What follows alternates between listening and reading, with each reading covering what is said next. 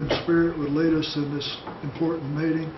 We pray for each one here today. We pray that we might use our talents, blended talents, to decide what would be best for our Cherokee Nation. Forgive us for sins. In Jesus' name I pray. Amen. Thank you. Roll call, please. Jack Baker. Here. Kara Callan Watt. Ani. Bill England. Here. Bill John Baker. Here. Harley Buzzard. Here. Julia Coates. Here. Bradley Cobb. Ani. Joe Crittenden. Here. Jody Fishinghawk. Meredith Rayleigh. Janelle Fulbright. Don Garvin. Aye. Chuck Hopkins Jr. Hannah Gore Jordan. Curtis Snell. Here. Chris Self. David Thornton. Where is it? We do have a quorum. Thank you. Of course, the purpose of our meeting today are our budget hearings. And our treasurer, Ms. Ketcher, will present the chief's budget first. And I would prefer that we not make any motions during her presentation and wait until Doug's presentation to make any motions for its changes. So let her make her presentation, and then I'll accept the motion to approve the budget in a second, and then we can go into discussion during Doug's presentation. Yes, Mr. Baker. Sure. Just ground rules up front, I mean, that's obviously one, but how do you see this progressing? I mean, are we just going to hear Callie today, or going to hear Doug and Callie today? No, I think Callie is what, less than a couple of hours? Actually, my overview is very brief, probably a half hour, unless there are lots of questions during my presentation. And then I assume Doug will be ready to start his overview. And whether we'll get into individual budgets by group today, I don't know. It will take me with about probably the same 30 minutes to an hour. All depends on questions. Okay. Okay. Proceed. Thank you, Mr. Chair. Thank you for giving me the opportunity to present the Chief's proposed budget for fiscal year 2010.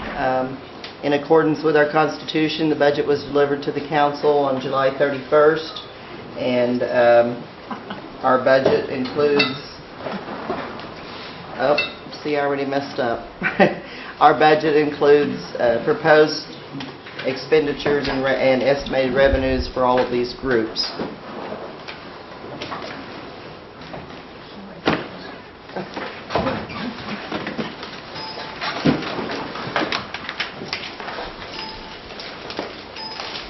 Okay. It's dinging, but it's not going. Okay. From the administration's perspective, when we begin our budget process, which is usually early April, we focus on jobs, language, and communities, just as we have in the last several years. The Strategic Budget Committee reviews all discretionary funding requests, and then any of these strategic budget initiatives, recommendations are made to the chief based on the alignment with communities, jobs, and language. On our revenue, just briefly, I want to go over some of the assumptions. Health third-party revenue, which is a large source of funding for the health group, is budgeted or estimated to be relatively flat with the 2009 budget. In 2009, of course, we had a large increase in our third-party revenue as a result of assuming operations for Hastings. Our dividend estimate in the budget that was delivered to Council was estimated at $38 million. That was based on forecast numbers that I got in mid-June from C&E. Subsequent to that, but unfortunately too late to change the proposal that came over, C&E's Board of Directors approved a budget for C&E that resulted in a need to decrease our revenue estimate for dividends by $4.2 million. and I'll get into that later on some of the proposed changes that I have for the council's consideration for us to absorb that 4.2 million revenue decrease. The tax commission, the estimated budget for tax commission is down approximately 1.9 million. Almost 900 of that is related to a one-time final payment that we got in 2009 prior to the new compact being approved with the state of Oklahoma, and we have seen a general decrease in those revenues. Motor vehicle taxes are estimated to increase in 2010 by $900,000. Motor fuels tax, we expect that to remain relatively flat, and as you'll see when I get to a graph later on, that funding source has been relatively flat for the last several years. And then grants and contracts, excluding some of our one-time stimulus funding, are also relatively flat. If it sounds like our revenues are flat, they are. Our revenues are flat or declined for 2010 budget.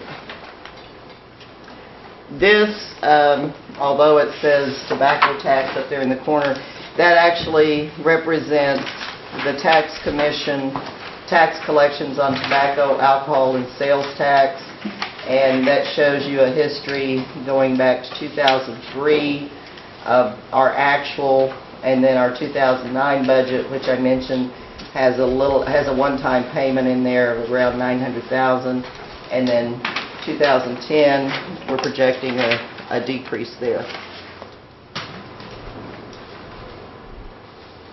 Our dividend revenue, we've seen large increases. That line has gone up significantly.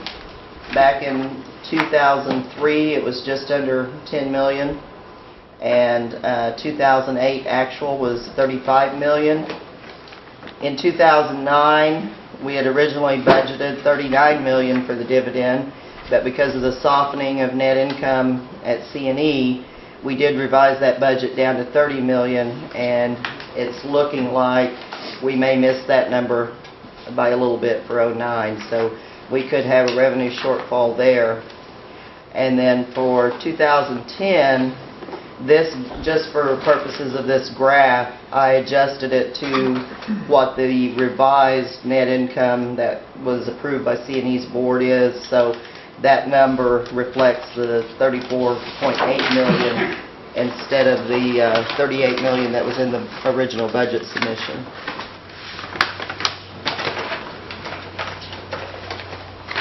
This is motor fuels tax revenue, which funds a lot of our roads and scholarships, and also continues to help fund one of our clinics.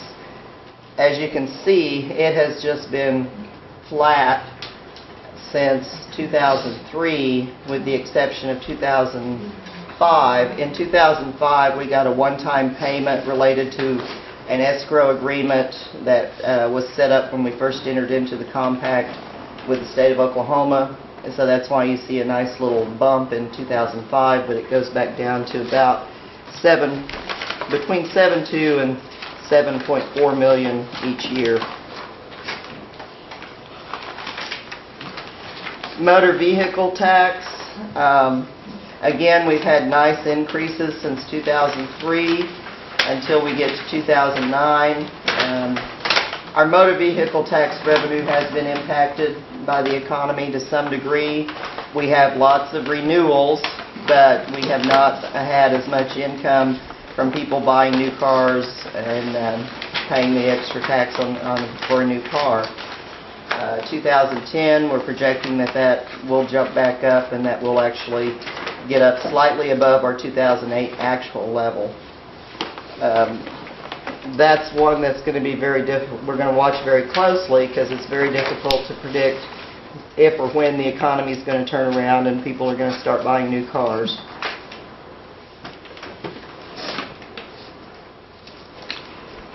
This graph here I won't spend a whole lot of time on. It is basically just to show, and the header is a little misleading. It says general fund, which includes several revenue sources. That is just for tribally funded. That does not include motor vehicle or motor fuels tax. It's basically the dividend, our tobacco tax, and other revenue sources that we call tribally funded. And what this shows, going back to 2003, our revenues and transfers in versus our expenses and transfers out. And each year, we have generated a surplus up to and including 2008. In 2009, our year-to-date actual, and this is as of July 31st, the month that we just closed, we have spent $7.4 million more than our revenue. And basically what that tells us is that we're starting to dip into our fund balance. And I think we all anticipated this based on the budgets, because we put those dollars into our budget, and we will see our unreserved fund balance probably go down for 2009. As I said, that's as of the end of July. We've got 3 more months to go. Depends on what revenues do. But I don't expect 2009 to generate more surplus. I think it will go down somewhat.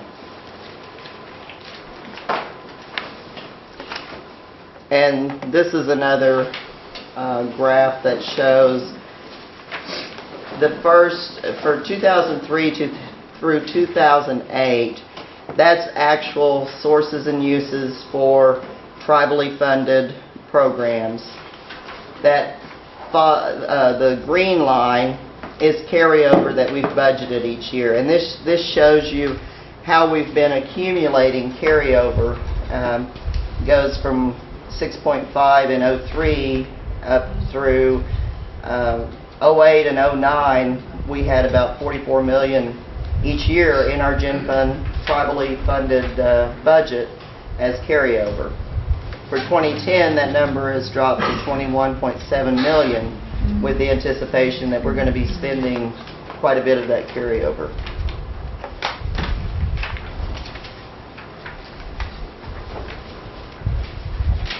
For our budget assumptions for employment, overall salaries and fringe are increasing 4.8%. That includes new hires, any change in the fringe rate, plus a 3% merit bonus pool. Each of the programs budget 3% in their individual budgets for merit increases going into the new budget year. Our indirect cost, we applied the approved 2008 rate, which is 15.71. The 2009 indirect cost rate had not been received when we were doing the budgets.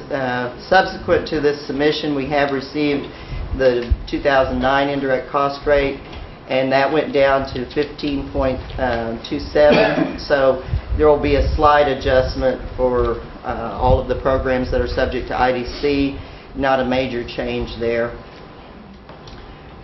In the budget, we have a total of 3,233 FTEs. 409 of those represent vacant positions. New positions budgeted in 2010 is 114. In the next couple of slides, this just, you need magnifying glasses to see this, so I can't read it to you. But this is the head count by group. It just shows the total number of full-time equivalents. This is the new positions that are being requested in the 2010 budget. On the left side is the funding source for those new positions. On the right is the group that is requesting those new positions, and the bulk of those obviously are in the health services group, since they are our largest group.